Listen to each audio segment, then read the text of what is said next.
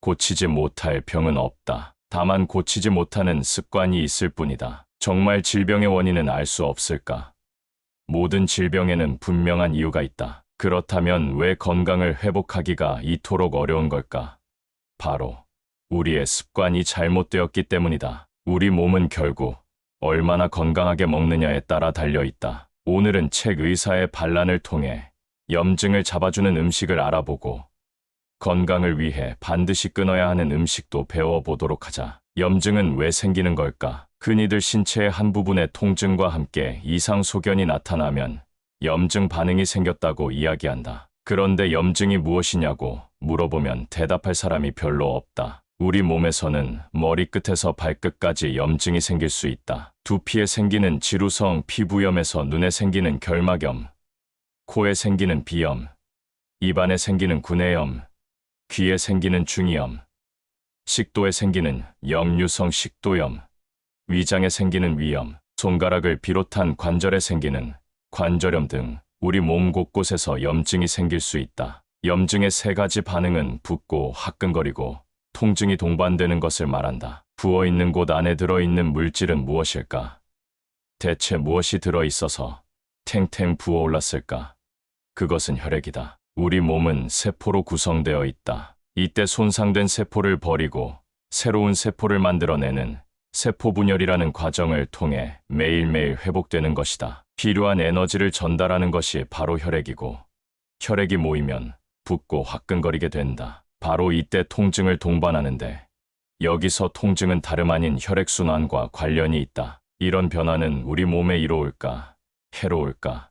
혈류가 증가하여 혈액순환이 좋아지는 것은 분명 우리 몸에 좋은 것이다. 따라서 우리 몸에 생기는 통증 또한 분명 좋은 것이라고 생각할 수 있다. 그렇다. 우리 몸은 살아가는 동안 손상받기도 하지만 이런 손상으로부터 몸을 회복시키는 능력도 함께 갖고 있다. 하지만 만성 염증을 방치하게 될 경우 심혈관 질환과 고혈압의 위험이 크게 증가하는 것은 사실이다. 그렇다면 염증 수치를 낮출 수 있는 음식에는 뭐가 있을까? 또 도대체 어떤 음식이 그렇게 건강에 안 좋은 걸까? 건강을 위해 딱 하나만 끊어야 한다면 그건 바로 설탕이다. 빨리 힘을 내려면 달콤한 것을 먹어야 한다는 말이 있다. 하지만 정말 그럴까? 미국의 예를 들어보겠다. 미국은 현대의학이 가장 발달하고 또 이끌고 있는 나라다. 그런가 하면 연간 의료비 수준이 상상을 초월할 정도로 엄청난 나라이기도 하다. 그런데 아이러니한 점은 미국인들의 평균 수명이 그렇게 높지 않다는 것이다. 전체적인 건강 수명도 높지 않아서 정치가들과 지도층 인사들을 골치 아프게 만드는데 여기에 한몫하고 있는 것이 바로 설탕이다. 미국은 의료비 지출도 세계 최고 수준이지만 설탕 소비량 또한 세계 최고 수준이다. 이걸 보면 설탕이 얼마나 건강과 밀접한 관련이 있는지 알 수 있다. 여기에는 유전적인 요소보다는 식생활 습관에 그 원인이 있다. 미국 내의 통계를 보면 수많은 인종 중에서 아시아계 인종들이 더 장수한다는 통계가 있다. 왜 이런 현상이 일어날까?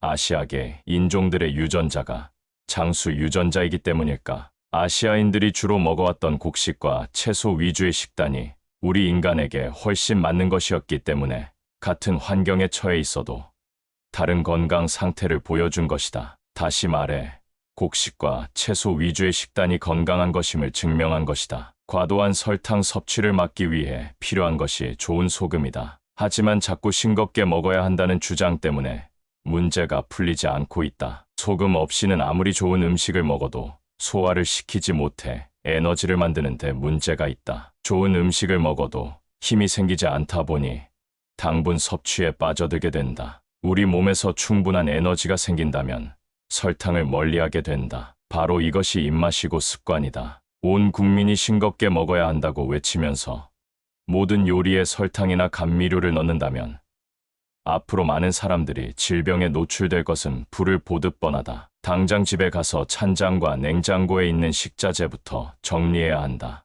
이때 설탕은 어떤 형태라 하더라도 다 버려야 한다. 그렇게 이야기하면 어떤 어머니들은 우린 설탕을 잘 안 쓴다고 대답하신다. 하지만 집 안에 매실 원액이 있냐고 물으면 대부분 해마다 직접 만들어 쓴다고 말한다. 요즘 봄이 되면 나타나는 진풍경 중 하나가 마트마다 설탕을 쌓아놓고 판매하는 모습이다. 김장철에 김장을 담그는 것이 우리나라의 절기 행사이듯 매실이 나오는 때가 되면 집집마다 매실을 설탕에 절이는 것이 꼭 해야 할 일이 되고 있다. 매실뿐 아니라 효소라는 이름 하에 사냐초와 복분자, 오미자 등 다양한 재료로 설탕 절임을 하고 있다. 그 매실 원액은 무엇으로 만드는 것인가?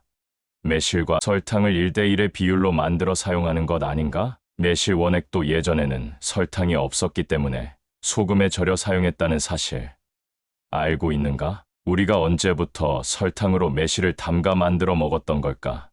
옛날에는 비상상비약으로 매실을 사용했는데 그 방법은 매실을 말려서 약재로 쓰거나 달여서 사용했던 것뿐 다른 방법은 없었다. 이제부터라도 설탕은 모두 버려야 한다. 아까워하면 안 된다. 설탕이 들어간 음식이 집 안에 있으면 그 음식을 만들기 위해 들어간 비용의 몇 배 이상으로 치료비가 든다. 건강하지 못한 몸 때문에 여러 가지 비용만 더 든다. 그렇다면 소금은 어떨까? 건강식 하면 누구나 저염식을 이야기한다. 싱겁게 먹어야 건강해진다는 절대적 믿음을 갖고 있는 것이다. 언제부터 이런 믿음을 갖게 되었을까? 2011년 11월 미국 고혈압 저널에는 음식을 싱겁게 먹었을 때 몸에 나쁜 콜레스테롤과 중성지방의 수치를 높일 수 있다는 연구 결과가 발표되었다. 이 연구를 보면 일부러 소금 섭취를 줄이는 것이 혈압을 조금 떨어뜨릴 수는 있지만 그 외 건강에는 별 도움이 되지 않는다고 이야기한다. 도리어 나쁜 콜레스테롤과 중성지방의 수치가 높아지고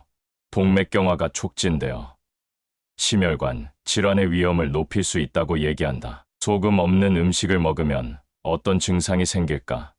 좋은 음식이라고 여기는 생채소와 덜 조리한 음식을 먹을 때 맛있게 느껴지지 않았던 경험이 다들 있을 것이다. 심지어는 먹다 보면 메스꺼리고 느끼하게 느껴지면서 토하고 싶어지는데 그 이유는 바로 소금이 없으면 우리 몸에서 소화하기 어려워지기 때문이다. 아무리 좋은 식자재를 가지고 음식을 만들어도 간을 맞추지 못하면 맛을 못 느끼게 된다. 그리고 실제로 소화도 되지 않아 힘을 내기가 어렵다. 그러다 보니 빨리 힘을 내는 음식을 마구 먹게 된다. 하지만 이런 음식은 혈당을 높이고 우리 몸에 나쁜 콜레스테롤과 중성지방도 높이는 결과를 만든다. 때문에 채식을 하는데도 콜레스테롤과 중성지방의 수치가 떨어지지 않는다면 너무 싱겁게 먹고 있지 않은지 한번 돌아봐야 한다. 소금을 충분히 먹어야 한다는 이야기를 하면 대부분 하루에 얼마나 먹어야 하는지 묻는다. 그러면 병이 생겼을 때에는 균형이 깨진 것이므로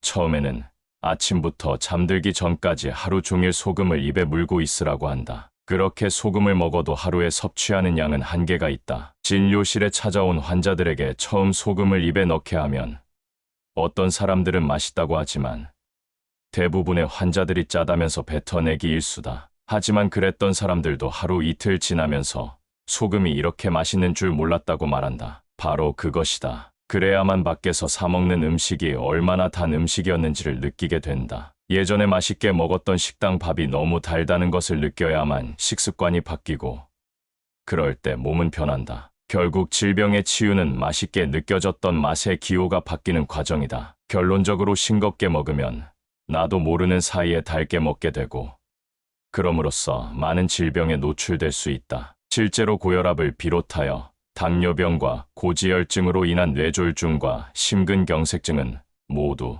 소금 부족에서 온 것이라 할 수 있다. 충분한 소금 섭취를 통해 올바른 입맛을 길들였다면 일어나지 않을 질병들이다. 또 만성질환들을 극복하기 위해 어떤 음식을 먹어야 할까? 가장 중요한 한 가지를 꼽자면 그건 바로 현미밥이다. 요즘 사람들은 먹기 불편하다는 이유로 껍질을 벗겨낸 흰쌀을 먹는다. 하지만 흰쌀을 주식으로 하니 전체적인 영양이 불충분해지고 힘이 없어진다. 이렇게 힘이 없으니 힘을 내야 한다며 고기 반찬과 온갖 반찬을 차려놓고 식사를 하게 된다. 또 달콤하고 맛있는 간식과 비타민, 미네랄, 오메가 3 등의 건강 기능 식품도 필요해진다. 그러나 이런 식사를 통해 우리 몸에 필요한 것들이 채워지고 힘이 솟고 건강해진다는 것은 환상일 뿐이다. 현대의 영양학은 음식의 성분을 분석하여 이것저것 짝을 맞추어 먹자고 주장하면서 골고루 먹는 것이 좋다고 외치지만 그 결과는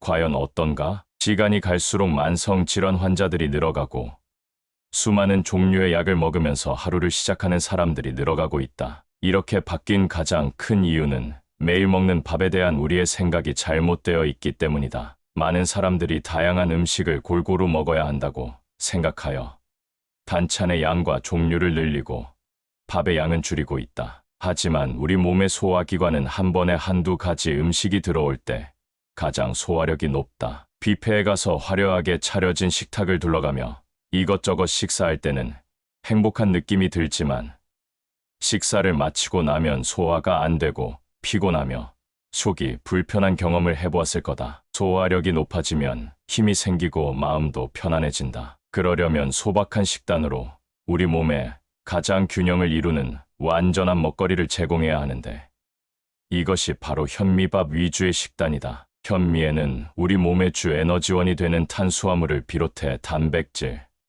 비타민, 미네랄이 들어있다. 또 장운동과 해독에 중요한 역할을 하는 식이섬유가 많아 가장 완벽한 주식이라고 할 수 있다. 현미는 그 자체만 완전히 소화할 수 있으면 다른 음식이 필요 없을 정도로 완벽한 주식이다. 그러므로 현미의 영양을 최대한 높일 수 있도록 꼭꼭 씹어 천천히 식사하는 것이 중요하다. 하지만 아무리 영양가 있고 좋은 먹거리도 같은 음식만 매 끼니 먹으라고 하면 지루하고 식상해질 수 있다. 따라서 현미의 소화를 도와주고 현미밥을 맛있게 먹을 수 있는 반찬을 두세 가지 만들어 같이 드시기를 권한다. 병원에 오는 사람들은 영양 만점 통곡식인 현미가 차지해야 하는 자리를 다른 것으로 대체한 사람들이 대부분이다. 백미를 비롯하여 떡, 밀가루 음식, 고기나 과일, 생채소 한 접시, 고구마, 가공식품 등이 현미를 대신하고 있다. 모든 만성 질환의 치유에 있어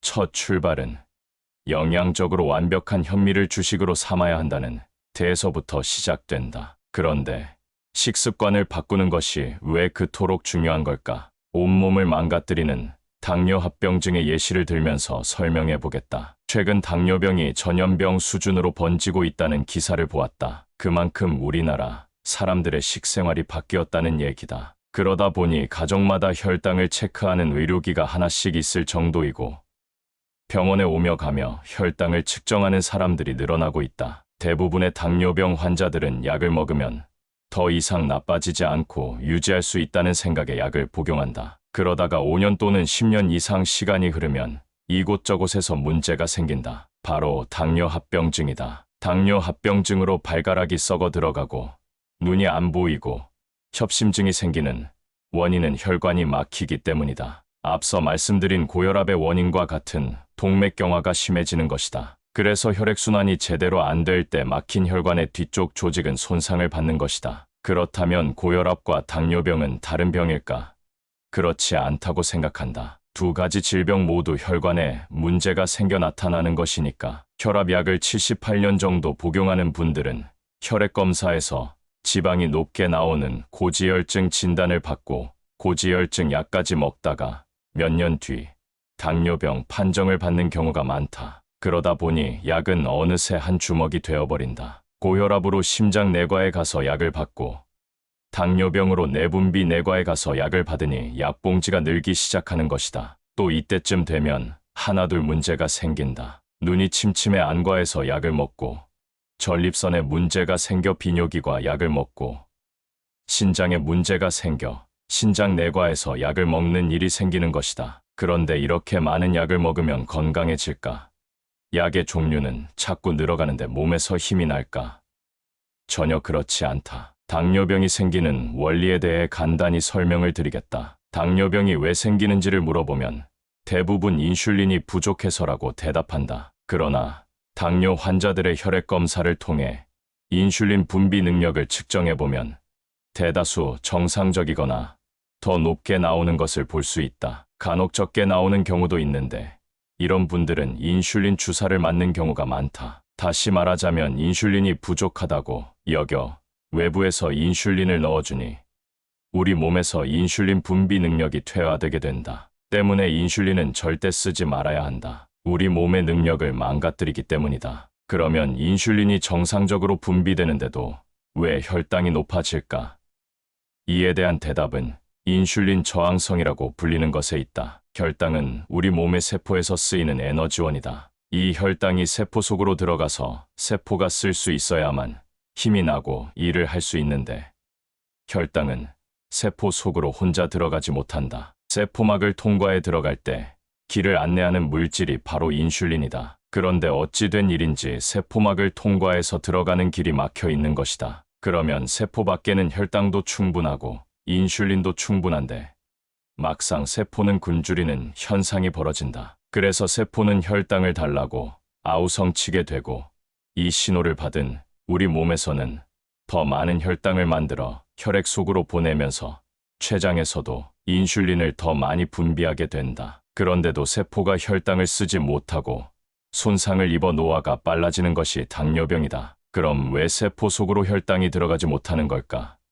이유는 세포 속으로 들어가는 길목을 노폐물이 막고 있기 때문이다. 따라서 당뇨병의 원인은 인슐린 부족이 아니라 노폐물 때문이다. 한마디로 이런 노폐물이 많이 생기는 식사를 해왔기 때문에 당뇨병이 발생하는 것이다. 그래서 올바른 식사를 하게 되면 당뇨병이 사라질 뿐 아니라 당뇨로 인한 합병증도 개선된다. 그럼에도 수많은 당뇨 환자들이 약으로 인슐린으로 혈당만 조절하려 애를 쓰고 있다. 혈당은 안정되고 떨어져 있을지 몰라도 당뇨 합병증이 진행되는 이유는 이런 노폐물들로 인해 혈관이 막히고 세포가 노화되면서 생기기 때문이다. 이렇게 살다 보면 불편한 증상은 여러 형태로 나타난다. 앞에서 말한 염증만 해도 혈액순환에 문제가 생겼을 때 혈류를 증가시키려는 우리 몸의 자연스러운 반응일 뿐이다. 그런데 문제는 불편한 증상이 동반된다는 점이다. 누구나 통증 등의 불편한 증상이 생기면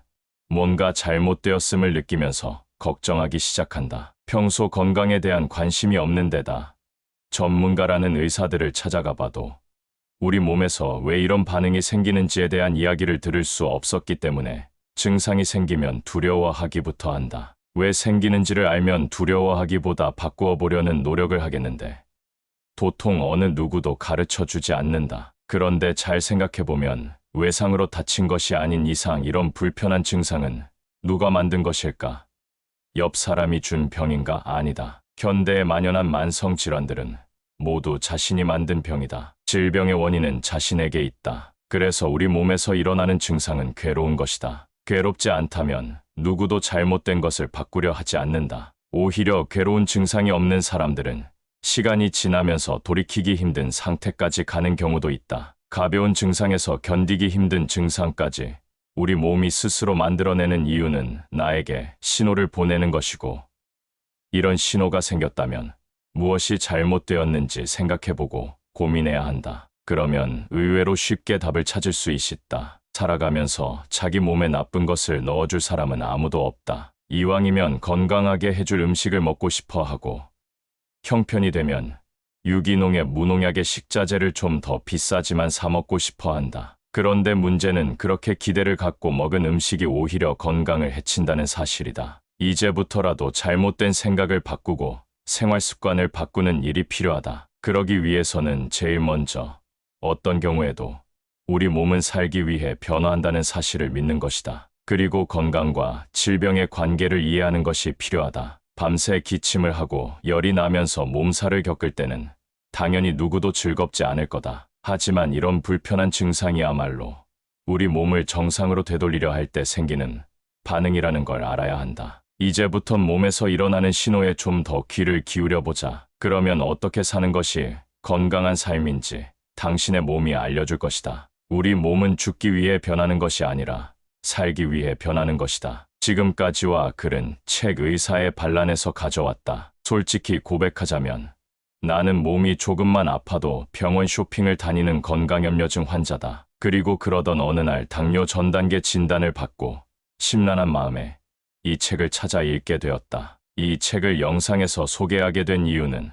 아프지 않고 오래 살고 싶다면 반드시 식습관과 생활습관부터 바꿔야 한다는 점을 알려드리고 싶었기 때문이다. 건강한 사람에게는 이 책이 질병 예방을 위한 필독서가 될 거다. 몸이 이곳저곳 아픈 분들에게는 이 책이 건강을 다시 회복하기 위한 지침서가 될 것이다. 시간 관계상 전부 소개하지는 못했지만 이 책에는 건강을 지킬 수 있는 더 좋은 내용이 많이 들어있다. 다 말씀드리지 못한 게 아쉬울 따름이다. 생활 습관을 고쳐 건강을 되찾고 싶은 분들은 책 의사의 반란을 종이책으로 읽어보는 것도 권해드리고 싶다. 고치지 못할 병은 없다. 다만 고치지 못하는 습관이 있을 뿐이다. 정말 질병의 원인은 알 수 없을까? 모든 질병에는 분명한 이유가 있다. 그렇다면 왜 건강을 회복하기가 이토록 어려운 걸까? 바로 우리의 습관이 잘못되었기 때문이다. 우리 몸은 결국 얼마나 건강하게 먹느냐에 따라 달려있다. 오늘은 책 의사의 반란을 통해 염증을 잡아주는 음식을 알아보고 건강을 위해 반드시 끊어야 하는 음식도 배워보도록 하자. 염증은 왜 생기는 걸까? 흔히들 신체의 한 부분의 통증과 함께 이상 소견이 나타나면 염증 반응이 생겼다고 이야기한다. 그런데 염증이 무엇이냐고 물어보면 대답할 사람이 별로 없다. 우리 몸에서는 머리끝에서 발끝까지 염증이 생길 수 있다. 두피에 생기는 지루성 피부염에서 눈에 생기는 결막염, 코에 생기는 비염, 입안에 생기는 구내염, 귀에 생기는 중이염, 식도에 생기는 역류성 식도염, 위장에 생기는 위염, 손가락을 비롯한 관절에 생기는 관절염 등 우리 몸 곳곳에서 염증이 생길 수 있다. 염증의 세 가지 반응은 붓고 화끈거리고 통증이 동반되는 것을 말한다. 부어있는 곳 안에 들어있는 물질은 무엇일까? 대체 무엇이 들어있어서 탱탱 부어올랐을까? 그것은 혈액이다. 우리 몸은 세포로 구성되어 있다. 이때 손상된 세포를 버리고 새로운 세포를 만들어내는 세포 분열이라는 과정을 통해 매일매일 회복되는 것이다. 필요한 에너지를 전달하는 것이 바로 혈액이고 혈액이 모이면 붓고 화끈거리게 된다. 바로 이때 통증을 동반하는데 여기서 통증은 다름 아닌 혈액순환과 관련이 있다. 이런 변화는 우리 몸에 이로울까, 해로울까? 혈류가 증가하여 혈액순환이 좋아지는 것은 분명 우리 몸에 좋은 것이다. 따라서 우리 몸에 생기는 통증 또한 분명 좋은 것이라고 생각할 수 있다. 그렇다. 우리 몸은 살아가는 동안 손상받기도 하지만 이런 손상으로부터 몸을 회복시키는 능력도 함께 갖고 있다. 하지만 만성 염증을 방치하게 될 경우 심혈관 질환과 고혈압의 위험이 크게 증가하는 것은 사실이다. 그렇다면 염증 수치를 낮출 수 있는 음식에는 뭐가 있을까? 또 도대체 어떤 음식이 그렇게 건강에 안 좋은 걸까? 건강을 위해 딱 하나만 끊어야 한다면 그건 바로 설탕이다. 빨리 힘을 내려면 달콤한 것을 먹어야 한다는 말이 있다. 하지만 정말 그럴까? 미국의 예를 들어보겠다. 미국은 현대의학이 가장 발달하고 또 이끌고 있는 나라다. 그런가 하면 연간 의료비 수준이 상상을 초월할 정도로 엄청난 나라이기도 하다. 그런데 아이러니한 점은 미국인들의 평균 수명이 그렇게 높지 않다는 것이다. 전체적인 건강 수명도 높지 않아서 정치가들과 지도층 인사들을 골치 아프게 만드는데 여기에 한몫하고 있는 것이 바로 설탕이다. 미국은 의료비 지출도 세계 최고 수준이지만 설탕 소비량 또한 세계 최고 수준이다. 이걸 보면 설탕이 얼마나 건강과 밀접한 관련이 있는지 알 수 있다. 여기에는 유전적인 요소보다는 식생활 습관에 그 원인이 있다. 미국 내의 통계를 보면 수많은 인종 중에서 아시아계 인종들이 더 장수한다는 통계가 있다. 왜 이런 현상이 일어날까? 아시아계 인종들의 유전자가 장수 유전자이기 때문일까? 아시아인들이 주로 먹어왔던 곡식과 채소 위주의 식단이 우리 인간에게 훨씬 맞는 것이었기 때문에 같은 환경에 처해 있어도 다른 건강 상태를 보여준 것이다. 다시 말해 곡식과 채소 위주의 식단이 건강한 것임을 증명한 것이다. 과도한 설탕 섭취를 막기 위해 필요한 것이 좋은 소금이다. 하지만 자꾸 싱겁게 먹어야 한다는 주장 때문에 문제가 풀리지 않고 있다. 소금 없이는 아무리 좋은 음식을 먹어도 소화를 시키지 못해 에너지를 만드는 데 문제가 있다. 좋은 음식을 먹어도 힘이 생기지 않다 보니 당분 섭취에 빠져들게 된다. 우리 몸에서 충분한 에너지가 생긴다면 설탕을 멀리하게 된다. 바로 이것이 입맛이고 습관이다. 온 국민이 싱겁게 먹어야 한다고 외치면서 모든 요리에 설탕이나 감미료를 넣는다면 앞으로 많은 사람들이 질병에 노출될 것은 불을 보듯 뻔하다. 당장 집에 가서 찬장과 냉장고에 있는 식자재부터 정리해야 한다. 이때 설탕은 어떤 형태라 하더라도 다 버려야 한다. 그렇게 이야기하면 어떤 어머니들은 우린 설탕을 잘 안 쓴다고 대답하신다. 하지만 집 안에 매실 원액이 있냐고 물으면 대부분 해마다 직접 만들어 쓴다고 말한다. 요즘 봄이 되면 나타나는 진풍경 중 하나가 마트마다 설탕을 쌓아놓고 판매하는 모습이다. 김장철에 김장을 담그는 것이 우리나라의 절기 행사이듯 매실이 나오는 때가 되면 집집마다 매실을 설탕에 절이는 것이 꼭 해야 할 일이 되고 있다. 매실뿐 아니라 효소라는 이름 하에 사냐초와 복분자, 오미자 등 다양한 재료로 설탕 절임을 하고 있다. 그 매실 원액은 무엇으로 만드는 것인가? 매실과 설탕을 1대1의 비율로 만들어 사용하는 것 아닌가? 매실 원액도 예전에는 설탕이 없었기 때문에 소금에 절여 사용했다는 사실 알고 있는가? 우리가 언제부터 설탕으로 매실을 담가 만들어 먹었던 걸까? 옛날에는 비상상비약으로 매실을 사용했는데 그 방법은 매실을 말려서 약재로 쓰거나 달여서 사용했던 것뿐 다른 방법은 없었다. 이제부터라도 설탕은 모두 버려야 한다. 아까워하면 안 된다. 설탕이 들어간 음식이 집 안에 있으면 그 음식을 만들기 위해 들어간 비용의 몇 배 이상으로 치료비가 든다. 건강하지 못한 몸 때문에 여러 가지 비용만 더 든다. 그렇다면 소금은 어떨까? 건강식 하면 누구나 저염식을 이야기한다. 싱겁게 먹어야 건강해진다는 절대적 믿음을 갖고 있는 것이다. 언제부터 이런 믿음을 갖게 되었을까? 2011년 11월 미국 고혈압 저널에는 음식을 싱겁게 먹었을 때 몸에 나쁜 콜레스테롤과 중성지방의 수치를 높일 수 있다는 연구 결과가 발표되었다. 이 연구를 보면 일부러 소금 섭취를 줄이는 것이 혈압을 조금 떨어뜨릴 수는 있지만 그 외 건강에는 별 도움이 되지 않는다고 이야기한다. 도리어 나쁜 콜레스테롤과 중성지방의 수치가 높아지고 동맥경화가 촉진되어 심혈관 질환의 위험을 높일 수 있다고 얘기한다. 소금 없는 음식을 먹으면 어떤 증상이 생길까?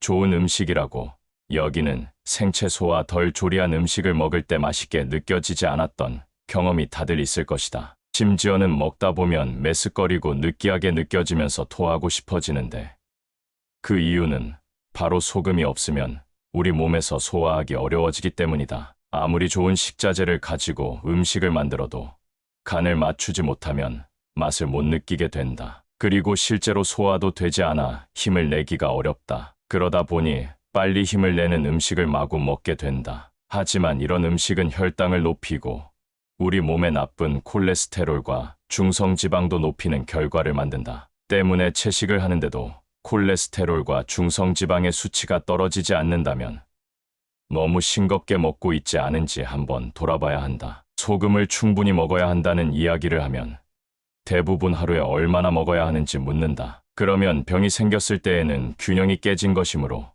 처음에는 아침부터 잠들기 전까지 하루 종일 소금을 입에 물고 있으라고 한다. 그렇게 소금을 먹어도 하루에 섭취하는 양은 한계가 있다. 진료실에 찾아온 환자들에게 처음 소금을 입에 넣게 하면 어떤 사람들은 맛있다고 하지만 대부분의 환자들이 짜다면서 뱉어내기 일쑤다. 하지만 그랬던 사람들도 하루 이틀 지나면서 소금이 이렇게 맛있는 줄 몰랐다고 말한다. 바로 그것이다. 그래야만 밖에서 사 먹는 음식이 얼마나 단 음식이었는지를 느끼게 된다. 예전에 맛있게 먹었던 식당 밥이 너무 달다는 것을 느껴야만 식습관이 바뀌고 그럴 때 몸은 변한다. 결국 질병의 치유는 맛있게 느껴졌던 맛의 기호가 바뀌는 과정이다. 결론적으로 싱겁게 먹으면 나도 모르는 사이에 달게 먹게 되고 그럼으로써 많은 질병에 노출될 수 있다. 실제로 고혈압을 비롯하여 당뇨병과 고지혈증으로 인한 뇌졸중과 심근경색증은 모두 소금 부족에서 온 것이라 할 수 있다. 충분한 소금 섭취를 통해 올바른 입맛을 길들였다면 일어나지 않을 질병들이다. 또 만성 질환들을 극복하기 위해 어떤 음식을 먹어야 할까? 가장 중요한 한 가지를 꼽자면 그건 바로 현미밥이다. 요즘 사람들은 먹기 불편하다는 이유로 껍질을 벗겨낸 흰쌀을 먹는다. 하지만 흰쌀을 주식으로 하니 전체적인 영양이 불충분해지고 힘이 없어진다. 이렇게 힘이 없으니 힘을 내야 한다며 고기 반찬과 온갖 반찬을 차려놓고 식사를 하게 된다. 또 달콤하고 맛있는 간식과 비타민, 미네랄, 오메가 3 등의 건강 기능 식품도 필요해진다. 그러나 이런 식사를 통해 우리 몸에 필요한 것들이 채워지고 힘이 솟고 건강해진다는 것은 환상일 뿐이다. 현대의 영양학은 음식의 성분을 분석하여 이것저것 짝을 맞추어 먹자고 주장하면서 골고루 먹는 것이 좋다고 외치지만 그 결과는 과연 어떤가? 시간이 갈수록 만성 질환 환자들이 늘어가고 수많은 종류의 약을 먹으면서 하루를 시작하는 사람들이 늘어가고 있다. 이렇게 바뀐 가장 큰 이유는 매일 먹는 밥에 대한 우리의 생각이 잘못되어 있기 때문이다. 많은 사람들이 다양한 음식을 골고루 먹어야 한다고 생각하여 반찬의 양과 종류를 늘리고 밥의 양은 줄이고 있다. 하지만 우리 몸의 소화기관은 한 번에 한두 가지 음식이 들어올 때 가장 소화력이 높다. 뷔페에 가서 화려하게 차려진 식탁을 둘러가며 이것저것 식사할 때는 행복한 느낌이 들지만 식사를 마치고 나면 소화가 안 되고 피곤하며 속이 불편한 경험을 해보았을 거다. 소화력이 높아지면 힘이 생기고 마음도 편안해진다. 그러려면 소박한 식단으로 우리 몸에 가장 균형을 이루는 완전한 먹거리를 제공해야 하는데 이것이 바로 현미밥 위주의 식단이다. 현미에는 우리 몸의 주 에너지원이 되는 탄수화물을 비롯해 단백질, 비타민, 미네랄이 들어있다. 또 장운동과 해독에 중요한 역할을 하는 식이섬유가 많아 가장 완벽한 주식이라고 할 수 있다. 현미는 그 자체만 완전히 소화할 수 있으면 다른 음식이 필요 없을 정도로 완벽한 주식이다. 그러므로 현미의 영양을 최대한 높일 수 있도록 꼭꼭 씹어 천천히 식사하는 것이 중요하다. 하지만 아무리 영양가 있고 좋은 먹거리도 같은 음식만 매 끼니 먹으라고 하면 지루하고 식상해질 수 있다. 따라서 현미의 소화를 도와주고 현미밥을 맛있게 먹을 수 있는 반찬을 두세 가지 만들어 같이 드시기를 권한다. 병원에 오는 사람들은 영양 만점 통곡식인 현미가 차지해야 하는 자리를 다른 것으로 대체한 사람들이 대부분이다. 백미를 비롯하여 떡, 밀가루 음식, 고기나 과일, 생채소 한 접시, 고구마, 가공식품 등이 현미를 대신하고 있다. 모든 만성 질환의 치유에 있어 첫 출발은 영양적으로 완벽한 현미를 주식으로 삼아야 한다는 데에서부터 시작된다. 그런데 식습관을 바꾸는 것이 왜 그토록 중요한 걸까? 온몸을 망가뜨리는 당뇨합병증의 예시를 들면서 설명해 보겠다. 최근 당뇨병이 전염병 수준으로 번지고 있다는 기사를 보았다. 그만큼 우리나라 사람들의 식생활이 바뀌었다는 얘기다. 그러다 보니 가정마다 혈당을 체크하는 의료기가 하나씩 있을 정도이고 병원에 오며 가며 혈당을 측정하는 사람들이 늘어나고 있다. 대부분의 당뇨병 환자들은 약을 먹으면 더 이상 나빠지지 않고 유지할 수 있다는 생각에 약을 복용한다. 그러다가 5년 또는 10년 이상 시간이 흐르면 이곳저곳에서 문제가 생긴다. 바로 당뇨합병증이다. 당뇨합병증으로 발가락이 썩어 들어가고 눈이 안 보이고 협심증이 생기는 원인은 혈관이 막히기 때문이다. 앞서 말씀드린 고혈압의 원인과 같은 동맥경화가 심해지는 것이다. 그래서 혈액순환이 제대로 안 될 때 막힌 혈관의 뒤쪽 조직은 손상을 받는 것이다. 그렇다면 고혈압과 당뇨병은 다른 병일까? 그렇지 않다고 생각한다. 두 가지 질병 모두 혈관에 문제가 생겨 나타나는 것이니까. 혈압약을 78년 정도 복용하는 분들은 혈액검사에서 지방이 높게 나오는 고지혈증 진단을 받고 고지혈증 약까지 먹다가 몇 년 뒤 당뇨병 판정을 받는 경우가 많다. 그러다 보니 약은 어느새 한 주먹이 되어버린다. 고혈압으로 심장내과에 가서 약을 받고 당뇨병으로 내분비내과에 가서 약을 받으니 약봉지가 늘기 시작하는 것이다. 또 이때쯤 되면 하나둘 문제가 생긴다. 눈이 침침해 안과에서 약을 먹고 전립선에 문제가 생겨 비뇨기과 약을 먹고 신장에 문제가 생겨 신장내과에서 약을 먹는 일이 생기는 것이다. 그런데 이렇게 많은 약을 먹으면 건강해질까? 약의 종류는 자꾸 늘어가는데 몸에서 힘이 날까?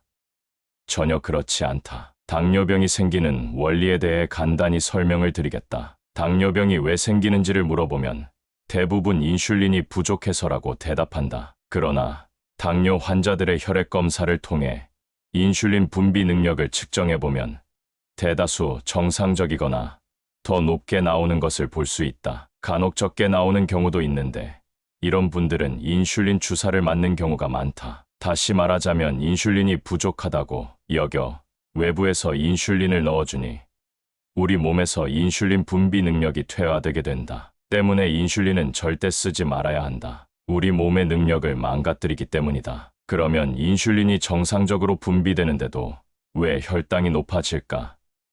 이에 대한 대답은 인슐린 저항성이라고 불리는 것에 있다. 혈당은 우리 몸의 세포에서 쓰이는 에너지원이다. 이 혈당이 세포 속으로 들어가서 세포가 쓸 수 있어야만 힘이 나고 일을 할 수 있는데 혈당은 세포 속으로 혼자 들어가지 못한다. 세포막을 통과해 들어갈 때 길을 안내하는 물질이 바로 인슐린이다. 그런데 어찌 된 일인지 세포막을 통과해서 들어가는 길이 막혀 있는 것이다. 그러면 세포 밖에는 혈당도 충분하고 인슐린도 충분한데 막상 세포는 굶주리는 현상이 벌어진다. 그래서 세포는 혈당을 달라고 아우성치게 되고 이 신호를 받은 우리 몸에서는 더 많은 혈당을 만들어 혈액 속으로 보내면서 췌장에서도 인슐린을 더 많이 분비하게 된다. 그런데도 세포가 혈당을 쓰지 못하고 손상을 입어 노화가 빨라지는 것이 당뇨병이다. 그럼 왜 세포 속으로 혈당이 들어가지 못하는 걸까?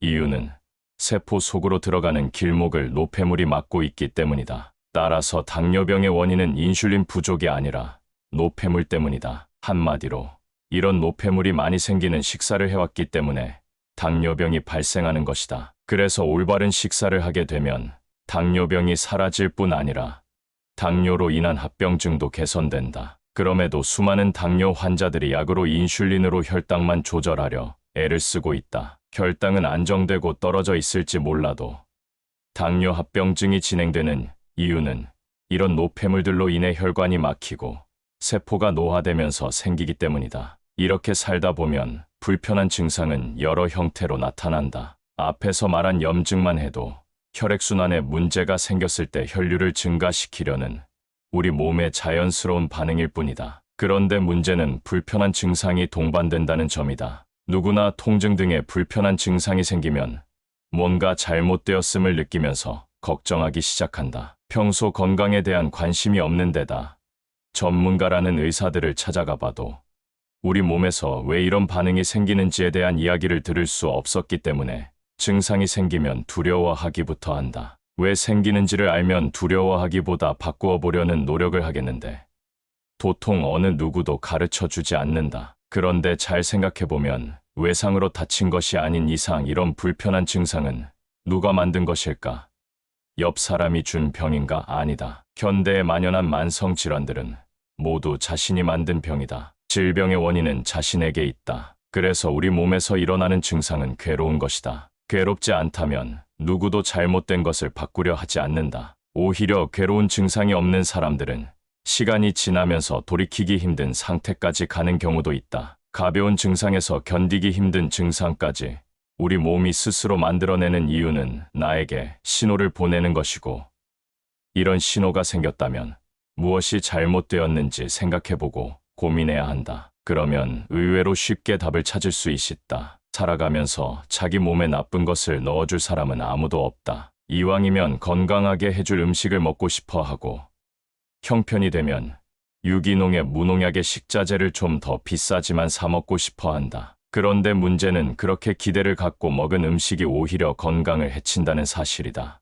이제부터라도 잘못된 생각을 바꾸고 생활 습관을 바꾸는 일이 필요하다. 그러기 위해서는 제일 먼저 어떤 경우에도 우리 몸은 살기 위해 변화한다는 사실을 믿는 것이다. 그리고 건강과 질병의 관계를 이해하는 것이 필요하다. 밤새 기침을 하고 열이 나면서 몸살을 겪을 때는 당연히 누구도 즐겁지 않을 거다. 하지만 이런 불편한 증상이야말로 우리 몸을 정상으로 되돌리려 할 때 생기는 반응이라는 걸 알아야 한다. 이제부터 몸에서 일어나는 신호에 좀 더 귀를 기울여보자. 그러면 어떻게 사는 것이 건강한 삶인지 당신의 몸이 알려줄 것이다. 우리 몸은 죽기 위해 변하는 것이 아니라 살기 위해 변하는 것이다. 지금까지와 글은 책 의사의 반란에서 가져왔다. 솔직히 고백하자면 나는 몸이 조금만 아파도 병원 쇼핑을 다니는 건강염려증 환자다. 그리고 그러던 어느 날 당뇨 전 단계 진단을 받고 심란한 마음에 이 책을 찾아 읽게 되었다. 이 책을 영상에서 소개하게 된 이유는 아프지 않고 오래 살고 싶다면 반드시 식습관과 생활습관부터 바꿔야 한다는 점을 알려드리고 싶었기 때문이다. 건강한 사람에게는 이 책이 질병 예방을 위한 필독서가 될 거다. 몸이 이곳저곳 아픈 분들에게는 이 책이 건강을 다시 회복하기 위한 지침서가 될 것이다. 시간 관계상 전부 소개하지는 못했지만 이 책에는 건강을 지킬 수 있는 더 좋은 내용이 많이 들어있다. 다 말씀드리지 못한 게 아쉬울 따름이다. 생활 습관을 고쳐 건강을 되찾고 싶은 분들은 책 의사의 반란을 종이책으로 읽어보는 것도 권해드리고 싶다.